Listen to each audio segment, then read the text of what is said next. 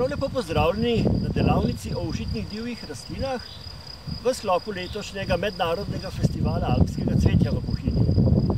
Za začetek nekaj teorije ne škodi, in sicer teorija pravi, da pri nas raste okrog 3500 vrst rastlin, od katerih je večina uporabnih za prehrano. Nekatere so odlične, druge manj in zelo malo je zares strupenih, manj kot 1%, torej strupenih tako, če bi jih pojedli solatno skledo, da bi bil to zadnji obrok.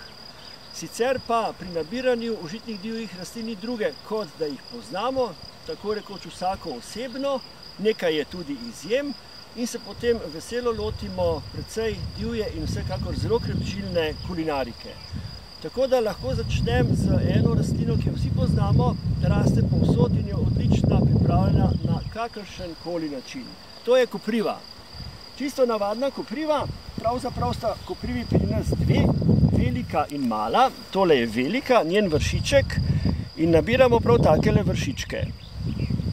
Stebla so še mehka in ko jih uporabimo bodi si kuhane, tudi spečemo jih lahko jih jemo tudi surove, za smutije so primerne, ko jih samo kar surove zmiksamo, postane to zelo odlična divja zelenjava, pravzaprav najmočnejša zelenjava, kar sploh jih je.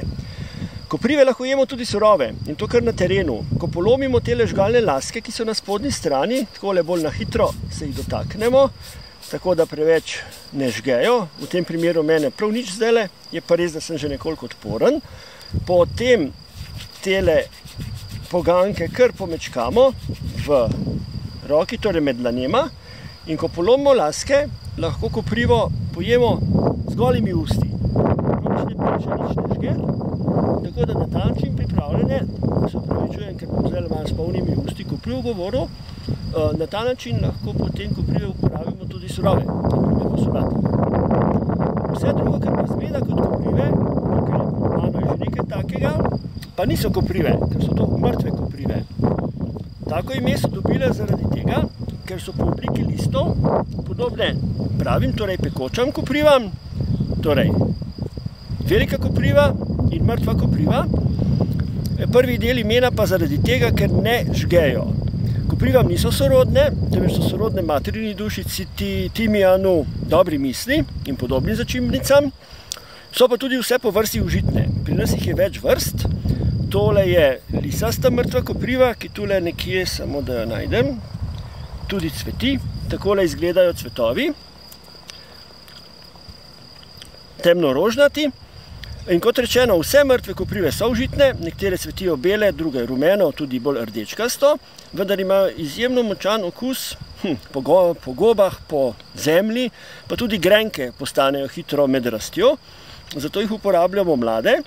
In še tole vršičke kot dodatek raznovrstnim jedem, vsekakor pa poskusimo mrtve koprive vršičke z jajci, kajti s tem pričaramo eno nenavadno jed z okusom po gobah, vendar brez gob. Tule nedaleč od mrtvih kopriv je tudi bršljanasta grenkulica.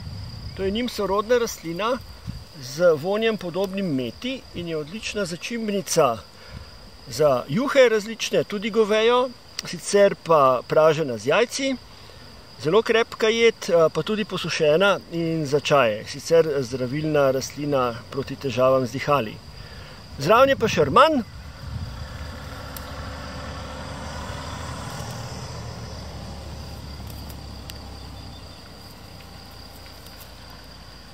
Rman je aromatična travniška rastlina in ravno takeli mladi poganki, kot jih nabiram, pravzaprav mladi listi, so imenitni za začinjanje raznovrstnih jedi, pa tudi praženi z jajci. Dovolj je, da naberemo en takle manjši šopek rmanovih listov, jih potem drobno narežemo, popražimo na izbrani maščobi, ter potem dodamo 2 jajčki. Malo posolimo. In zelo krepka jed je pripravljena.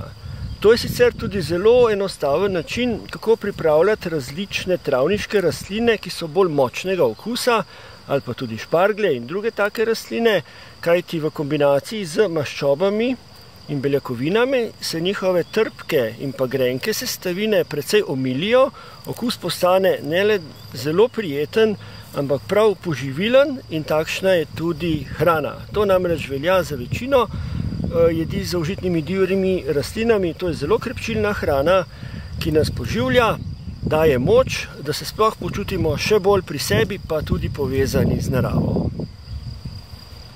Regrat je ena rastlina, ki jo vsi poznamo, vendar morda ne vemo, da je uporaben vsak dan v letu. Najprej mladi listi, potem starejši, tudi popki in pa cvetovi. Od jeseni do pomladi pa izkopavamo korenine, ki so grenke in zelo primerne za pripravo bodisi čaja ali pa jih popražimo ter zmerjeno za pripravo kave. Z regratom je tako, da ga, kot rečeno, vsi poznamo, vendar je veliko rastlin, naprimer tale otavčič tule, ki izgledajo kot regrat, vendar to niso. No, s tem smo pa že pri eni izjemi, torej še enkrat nabiramo tisto, kar poznamo, kar je pa podobno regratu, torej da ima podobno obliko lista, ima tudi podoben okus, tudi cvetovi so ponavadi podobni, je pa vse užitno. To je okrog 90 do 100 vrst iz družine radičevk. Tako da tole je list regrata, tole je pa list otavčiča. Nekoliko je podoben regratu, je bolj grenak, vendar prav enako primeren predvsem za solate pa kakšne ocvirke počez, kajti bolj ko je zelenjava, bodisi divja ali pa gojena grenka, bolj se k njej prilegajo maščobe.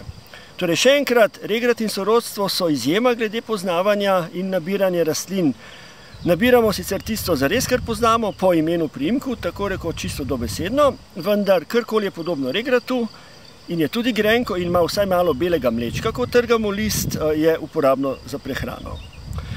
Sicer pa travniki, že kvadraten meter travnika, kot ga tukaj vidimo, je zelo obilno rastišče raznovrstnih užitnih divjih rastlin in zdaj, če bi poudaril eno samo, je to tista, ki je ni za nabirati, je to ripeča zlatica.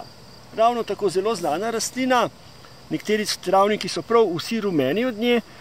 Zlatice niso primerne za prehrano, če bi jih pojedli malo, bi povzročile slabost, tudi bruhanje in drisko v zares velikih količinah, kar je pa nemogoče, ker izjemno močno dražijo, sluznice pečejo, če bi jih zares veliko pojedli, so pa lahko tudi bolj resno strupena rastlina. Skratka, zlatice puščamo, ena redkih rastlin na travniku, ki ni uporabna, zato je pa toliko bolj uporaben trpotec, ne le tale suličasti, tole so njegova socvetja in take značilne suličaste liste ima, ne le suličasti, ampak tudi veliki in pa srednji trpotec. Tole, na primer, so listi srednjega trpotca, nekoliko so podobni velikemu. Pri trpotcih uporabljamo mlade liste, okus imajo po gobah, tako da jih lahko jemo v juhah za rižote, tudi pražene z jajci. Še bolj zanimive so pa tele prikazni. Tole je popek suličastega trpotca, oskolistnega trpotca, to je pa že rastlina v cvetu. Cveti od spodaj navzgor. Idealna faza za nabiranje teh, jaz sem se kar zmislil, da so to travniški ocvirki, kajti ko jih popražimo, so dejansko kot eni ocvirki in zelo aromatični. To je najbolj idealna faza za nabiranje tako imenovanih travniških ocvirkov, torej popkov oskolistnega trpotca. Ko pa že cveti, je spodaj vse trši, vendar nič ne de. Ravno tako jih še vedno lahko uporabimo za prehrano. V tem primeru jih enostavno le zamešamo v rižote, pripravimo kakšno juho in obvezno jih popražimo na kuhanem maslu, na primer, in potem damo kakšno jajčko čez ali pa jih enostavno uporabimo kot za belo. Na enak način potem uporabimo tudi socvetja, torej ta je oskolistni, tega navadnega, velikega trpotca in pa srednjega trpotca. Še nekaj travniškega, tukaj človek sam počepne, pa vse raste in cveti.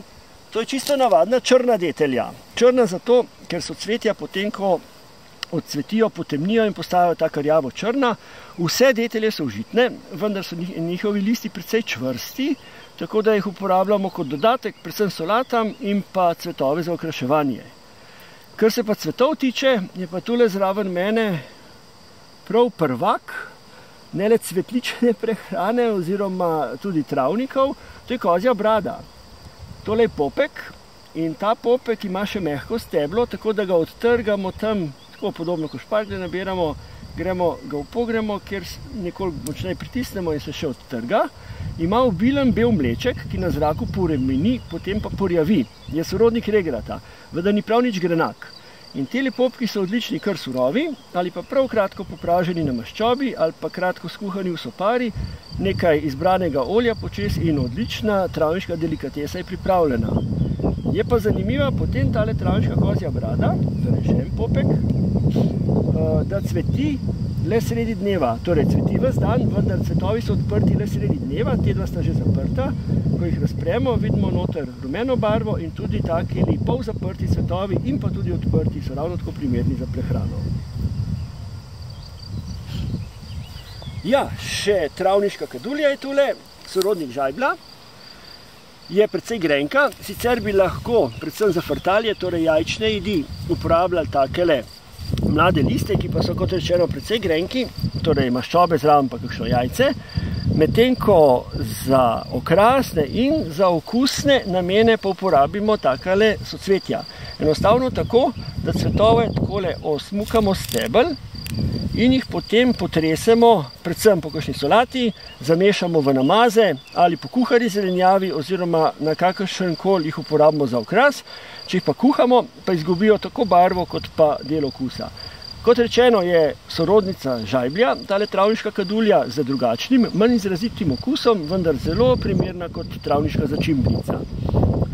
Še ena travniška zelenjava, v njeni bližini je pa ivanščica.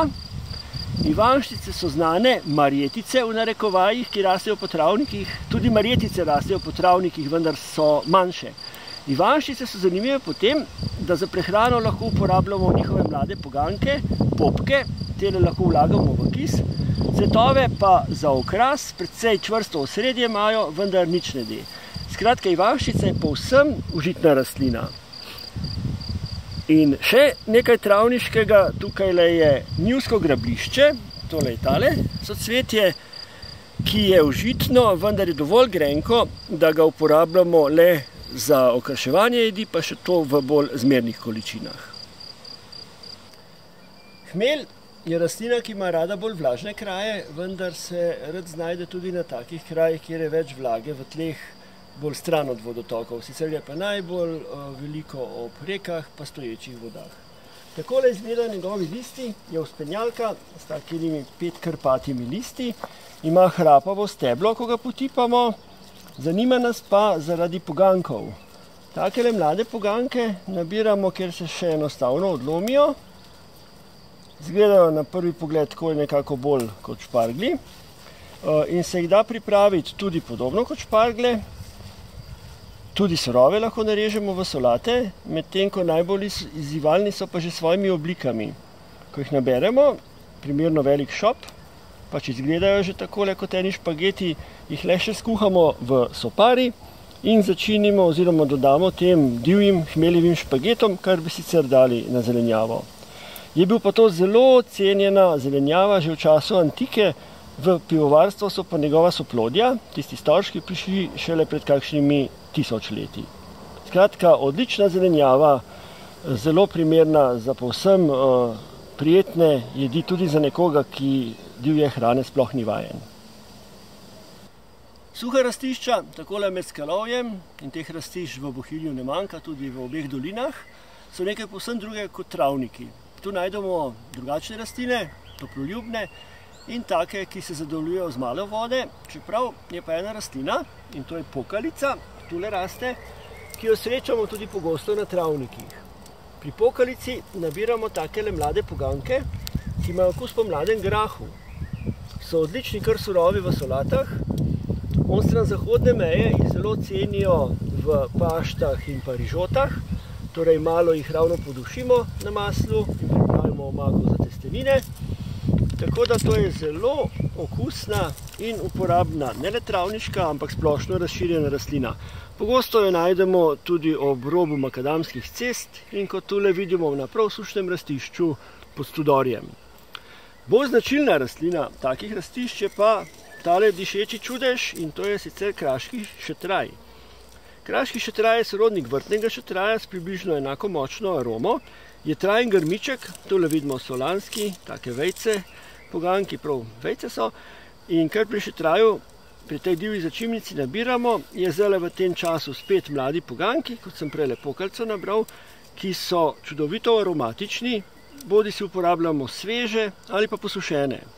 Predvsem za mesne jedi, tudi s kuhanimi stročnicami se odlično razume in zelo dobrodošel je v frtaljah, torej različnih jajčnih jedeh, pa tudi v namazih kot okusna, zelo živahna začimba. Posebnost suhih rastišč v Bohinju je tudi rastlina z domačim imenom polaj. Takole izgleda, vendar pri tem pa vseeno zanimivost. Slovensko botanično ime zanjo je timijanovolistni popovec. Raste zares izključno na zelo suhih krajih med skalovjem. Polaj je pa vrsta mete, ki raste na vlažnih tleh, vendar oba dva vsebujeta pulegon, ki ima izrazito samosvojo aromo, tako da tale popovec ali polaj po domače je zelo primeren za začinjanje različnih jedi bolj mastnega, slanega značaja, tudi mesnih, predvsem pa tudi stročnic, podobno kot kraški šetraj. Zaradi svoje zelo prijetne samosvoje arome pa je pripraven tudi za sirupe, poparke, torej čaje. Skratka, odlična začimba suhih krajev tule v Bohinju, vendar ne edina. Bližnji sorodnik timijanovolistnega popovca je čober, ki raste na podobnih rastiščih, natančneje bravnejev čober, omenjen ga pa zato, ker ima skoraj identičen vonj kot popovec. Listi so večji, vendar ko jih nekoliko pomečkamo in poduhamo, začutimo enak vonj. Spet enako uporaben kot odlična divja začimba in pa za čaje. Pa še nekaj, ko sem ravno povohal tole rastlino, ko rastline spoznavamo, jih seveda opazujemo, kako izgledajo, kakšni so listi, kako je velika, potem jih tudi povonjamo in sicer tako, da jih vsaj malo pomečkamo in potem je dovolj, če prinesemo prste k nosu in začutimo vonj rastline. Čober je močno aromatičen, seveda jih tudi otipamo, čober je rahlo dlakav in ko jih poznamo do te mere, da vemo, je užitna, je pa za piko na i pomemben tudi okus, torej jih tudi okusimo. Šele s temi 4 različnimi predstavitvenimi deli rastlin jih spoznamo v celoti. Še enkrat, izjemno okusna in odlična začimbna divja rastlina.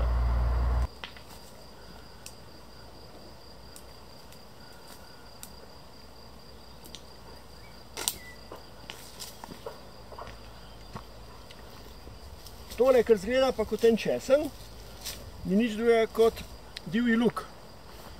To je njegovo vrstno botanično ime. Takole zgleda, ko raste kot en česen, kot bi česen podivjal, vendar temu ni tako. Pri nas raste okrog 20 vrst lukov, tudi čemaž je med njimi. In tu smo že pri drugi izjemi. Prva je tista, karkoli je podobno regratu in ima vsaj malo belega mlečka, je užitno. To so rastline iz družine radičevk. Druga je pa ta, karkoli je podobno drobnjaku, poru, česnu in ima tudi podoben okus. Je prav tako užitno, če tudi ne vemo točno, za katero vrsto gre. To so vse divje vrste lukov pri nas, ki so uporabljene na prav enak način kot česen, čebula. Seveda čemaž je dobro znan, vendar v Bohinju tukaj le ne raste. Zato je pa na voljo nekaj drugih sorodnikov, naprimer tale divji luk, odličen je za namaze, enako kot česen na solatah, tudi popražen, pa kaj drugega potem pripravimo na njem. Skratka, tudi ena izmed odličnih divjih rastlin za tako rekoč vsakodnevno divjo prehrano. Tule je pa česnovka, rastlina, ki s česnom nima nobene botanične zveze, vendar ima okus po česnu, odtot njeno ime. Sicer je pa sorodnica repe, zelja in drugih križnic in kar se divjih križnic tiče, večinoma so užitne in večinoma imajo okus po repi, hrenu, vendar bistveno močnejšega in pa bolj grenakje. Pri česnovki uporabljamo liste, zdaj so ravno proti koncu uporabe, sicer pa pred cvetenjem vršičke pogankov, pa tudi cvetove. Ima okus po česnu, grenka je, pa tudi takele mlade plodove. Z nekaj zabave jih celo lahko vložimo v kis. V tejle zeleni goščavi, tule pod mano, sta pa dva sorodnika korenja, peteršilja in zelene. In sicer navadni dežen in pa navadna regačica. Podobna so si po okusu, nekje med omenjenimi rastlinami, torej nekoliko podobno peteršilju, korenju, tudi pastinaku. In nabiramo povsem mlade liste. Pri regačih si take še svetlo zelene, pri katerih lističi niso povsem razprti. Starejši list je namreč takle, temneje zelene barve, še vedno užiten, vendar bistveno manj okusen kot tili mladi svetlo zeleni listi. Odlični so za solate, stebelci vred, ki so še sočna, in tudi za sadne solate, ki jim dajo tak prijeten okus po korenju, po pastinaku. Starejši so pa bolj primerni za kuhanje.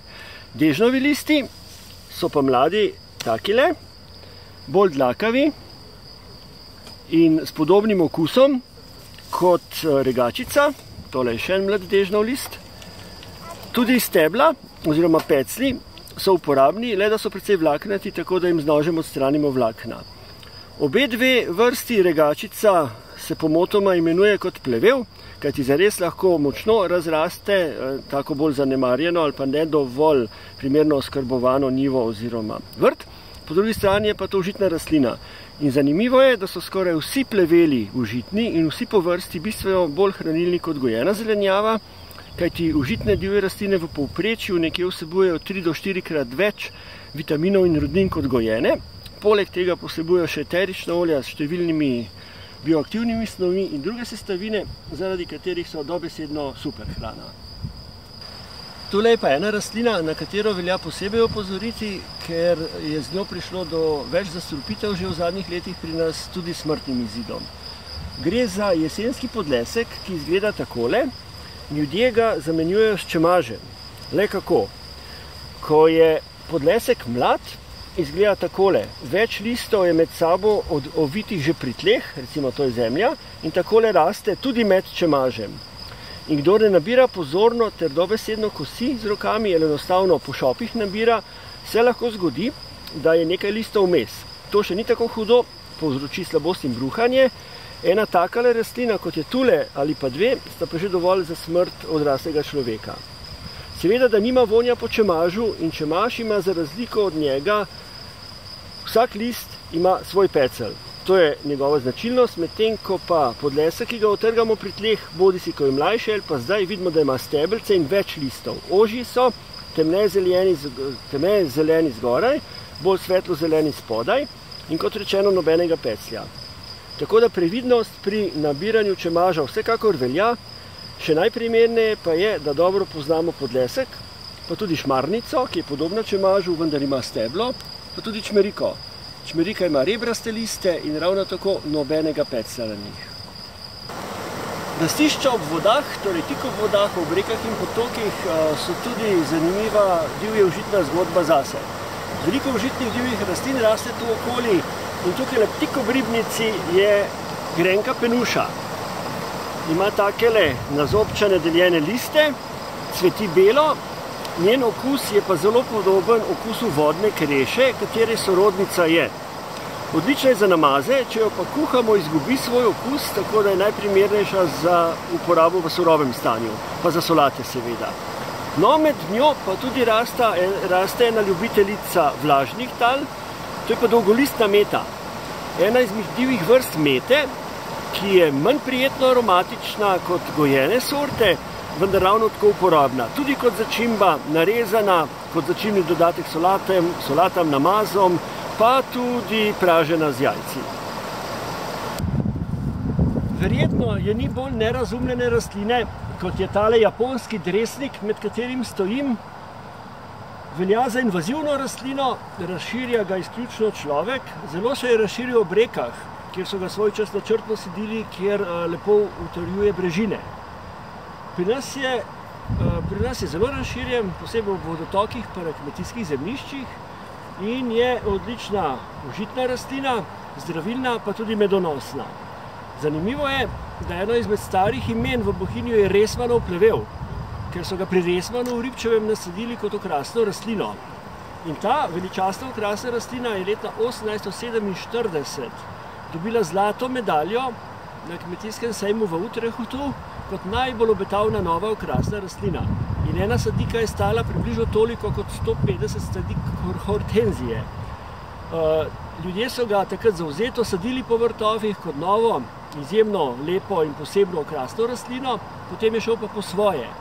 In japonski dresnik botaniki domnevajo, da je to največji ženski obstoječi organizem na svetu, kajti z genskimi analizami so ugotovili, da večino dresnika na britanskem otočju, pa tudi v Severni Ameriki, izvira iz ene same rastline kot klon.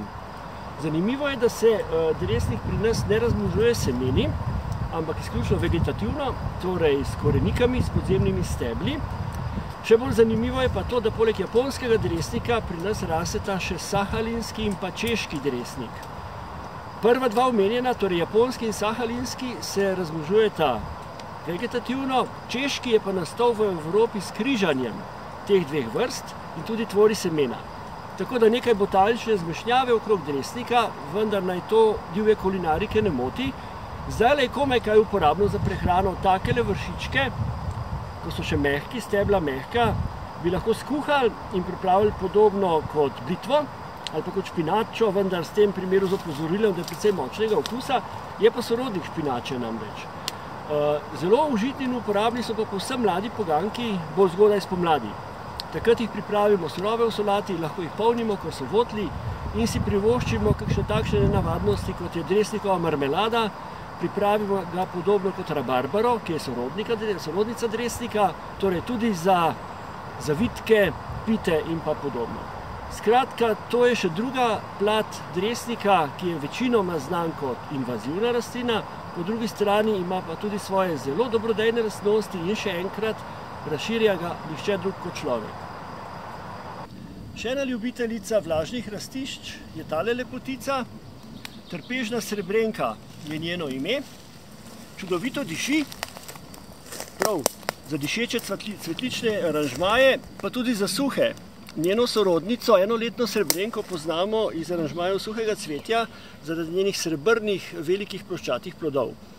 Slednja je gojena, ta je pa divja, najraje ima vlažna rastišča ob vodah in zaradi svojega okusa, ki je pa spet torej križnica, podoben okusu vodne kreše in pa penuš, je odlična za solate in pa za namaze.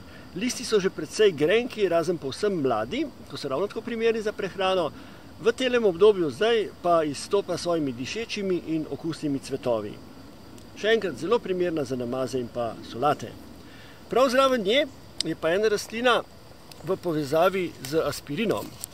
Tole je brestovolistni oziroma močvirski oslad.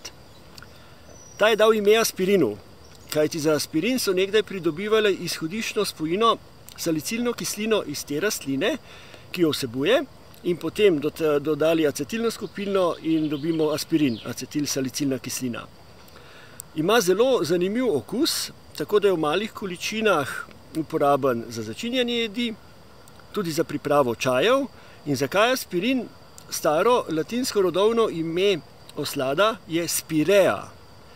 In potem so iz spirea, rodovnega imena njenega, izvajali spirin, ker so dodali acetilno skupino, potem med kemičnim postopkom za izdelavo aspirina so se zmislili aspirin.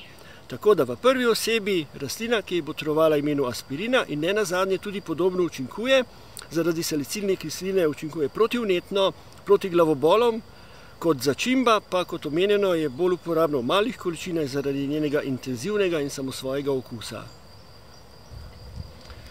Čemaž ljudje zamenjujejo z jesenskim podleskom, tudi s šmarnicami, se pa zgodi, da zamenjajo celo s tole rastlino. To je bela čmerika, povsem drugačna kot čemaž, razen morda oblika lista, ki je narebren, vendar podobno kot pri podlesku, ko je rastlina majhna, izgleda takole. Takole raste, tole so tla, če si predstavljamo, takole raste iz tal in pogosto raste med čemažem, nima takega vonja kot čemaž, torej še enkrat pri nabiranju čemaža je potrebna pozornost in poznavanje strupenih, recimo temu, dvojnikov. Seveda, da nima vonja, vendar če pomečkam list čemaža, mi ostane vonj na prstih. Ko potem pomečkam vonj neke druge rastline, se vonji premešajo in ne vemo več točno, od katere rastline pride kaj, tako da vonj pri nabiranju oziroma razpoznavanju čemaža je samo dodatna pomoč. Glavno je, da rastlino poznamo, tako osebno, dobesedno. Poglejmo današnjo bero, pravzaprav izbor današnje bere. Z te strani kraški šetraj, Brownjev čober, timijanovo-listni popovec, potem še nekaj cvetov travniške kadulje, pa prav za vzorec eno soцветje njivskega grablišča, mladi poganjki dežna, mladi poganjki regačice, tudi pokalice, hmeljevi poganjki, zelo aromatičen divji luk, poganjki oziroma mladi listi rmana in pa bršljanasta grenkulica. Zdaj, ker gre za zelo aromatične rastline, bom samo en delček teh izbral za eno zelo osnovno, vendar zelo prijetno jed. Namreč tukaj iz Todorja sveža sladka albuminska skuta in nekaj olja še prije zraven pa sol, tako da bom vzel vsekakor tole malo pokalice, ker je najbolj nevtralna, tudi hmelj ravno tako lahko uporabimo kar surovega v namazih. Regačica, da bo nekaj okusa po korenčku, pa še en list dežna zraven. Ne sme manjkati nikakor, da ne divji luk, kajti vedno v teh namazih, če duje ne, pa če damo čisto navaden gojen česen, je vedno odličen, sploh pa če imaš. Za presežno aromatičnost pa nekaj poganjkov čobra, bolj malo kraškega še traja, ker je zelo močan po okusu. In tukaj krajevni polaj, torej, to je krajevno ime, poganjki timijanovo-listnega popovca. Ker so stebla bolj trda, jih osmukam liste stebel dol. V namazih je pravzaprav vse dovoljeno, nič ni prepovedano, le da ne damo preveč premočno aromatičnih rastlin, tako da tale, ki ga pripravljam zdaj, bo kar poseben. Sicer je pa ponovadi dovolj, že da dodamo eno samo vrsto, 2 ali pa 3. Drobno jih narežemo, če se da tudi nasekljamo in potem, ko namaz zamešamo, je fino ga pustite nekaj ur, tako da se v njem razvijajo vse arome primešanih zelišč.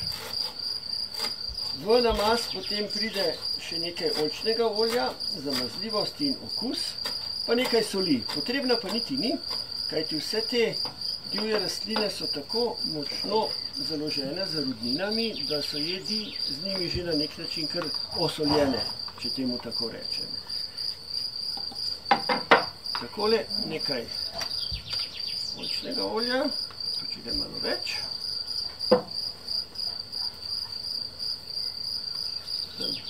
2-3 ščepce soli. Tole vse skupaj dobro premešamo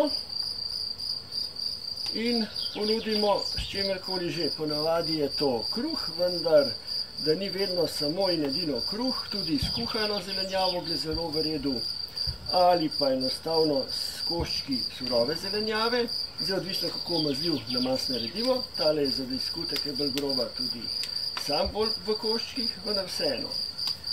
In morda še opomba glede priprave hrane z divjimi rastlinami nasploh.